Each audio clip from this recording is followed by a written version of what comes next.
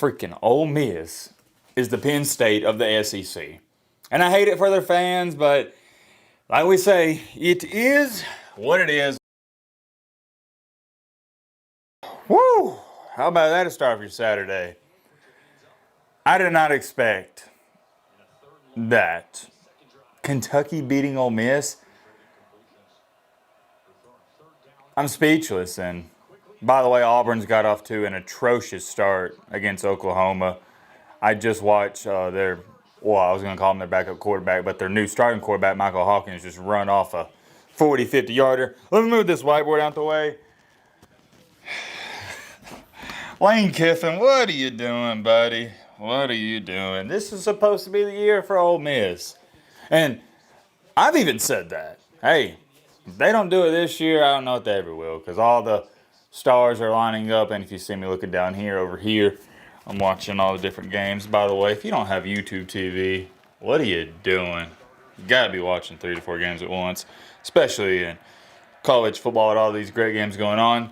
Let me turn this down so I can lock in and focus, because if not, I'll get sidetracked with this Auburn game and all these other games. You get USC, Wisconsin. There's a lot of good 2:30 games.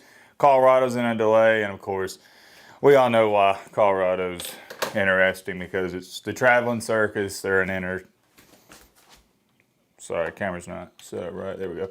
They are an entertaining football team, and there's a couple other games. But Lane Kiffin, you lose at home to Kentucky.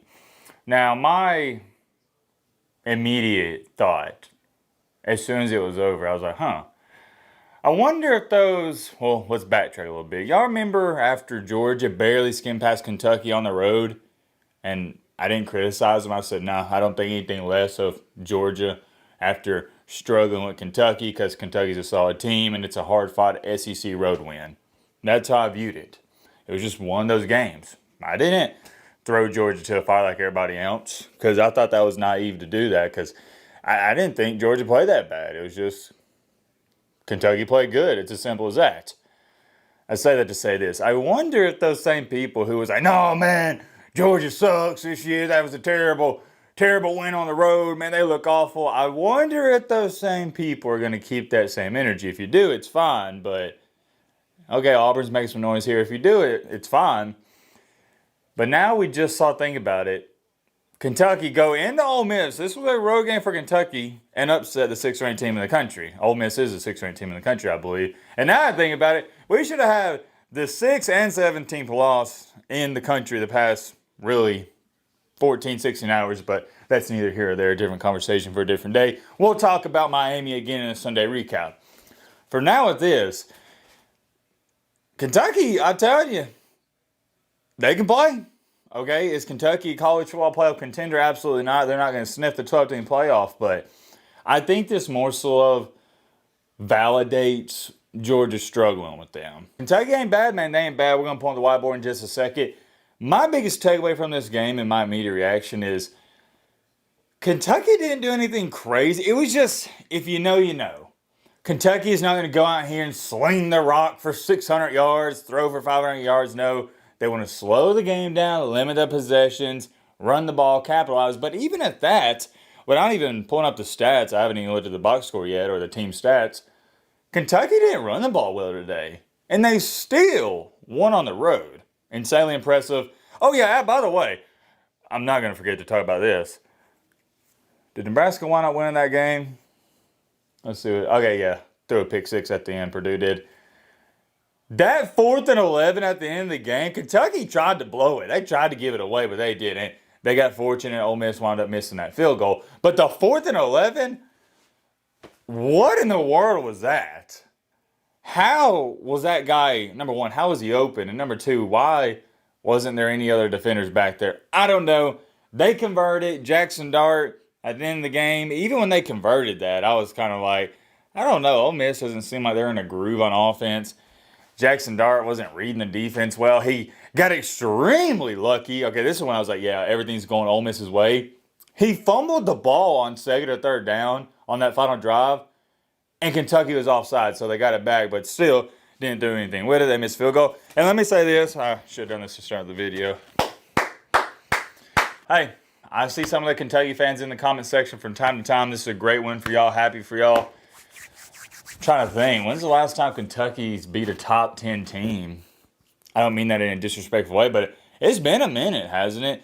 They normally don't upset teams. They don't win the big games. They normally beat the teams they're supposed to, kind of like Penn State. Speaking of Penn State, I've always stated that Ole Miss is kind of like the Penn State of the SEC because they can't beat Georgia or Alabama. However, I do take Ole Miss serious. But after this game, no, I think they're on the same frequency level of Penn State. They're just basically irrelevant until they beat Alabama or Georgia. And they don't even play Alabama this year. And guess what? They lose to Kentucky. And you still got to play Georgia. That's the greatest example I can give you. Is freaking Ole Miss is the Penn State of the SEC.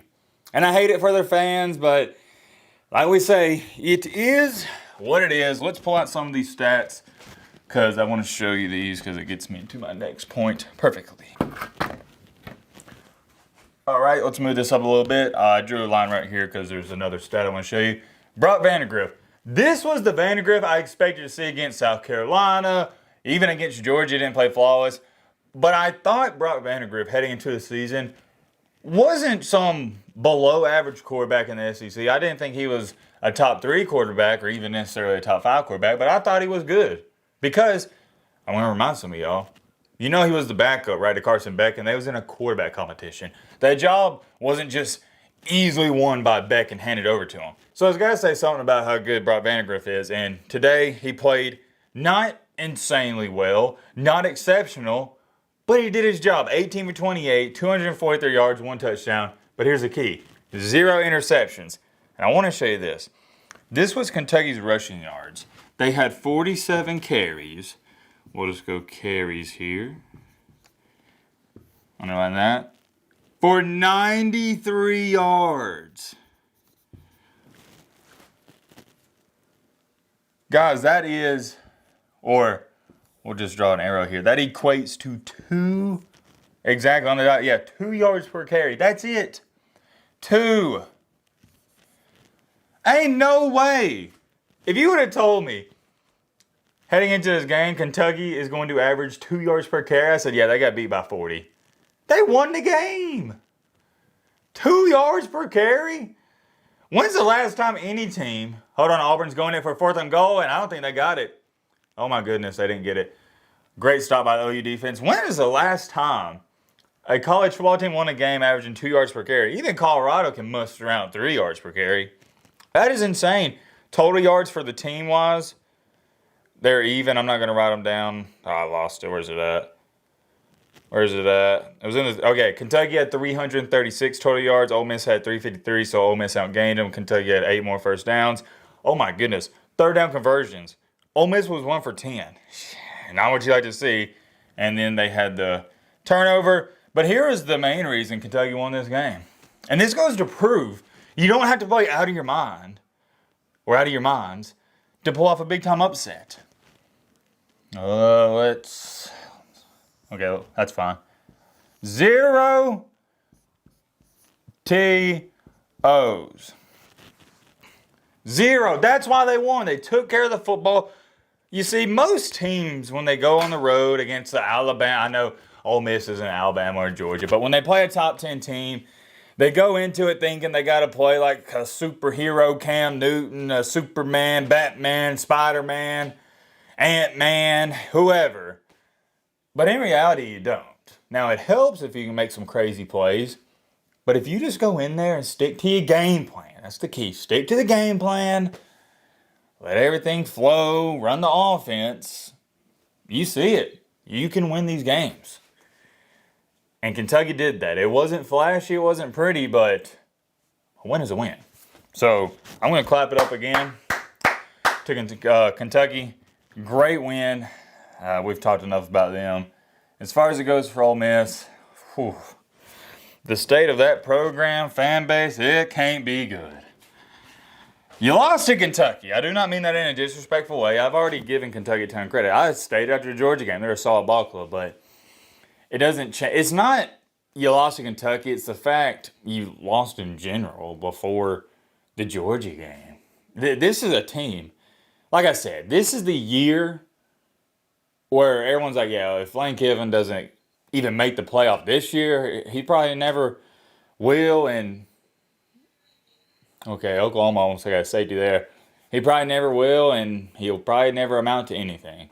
Although the season isn't over, what I saw today looked like the same Ole Miss team I saw last year, the year before, and the year before, and the year before, and the year before, and the year before, and the year before.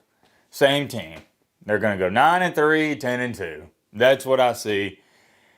And I probably gave them way too much credit heading into the season. I had them ranked ahead. I think in my rankings currently, I have them. Do I have them fourth or fifth? Yeah, I think I do. They're going to be dropping. So be on the lookout for that. I love to talk about this some more, but I got to get back to watching these games. Let me know your thoughts down below about that.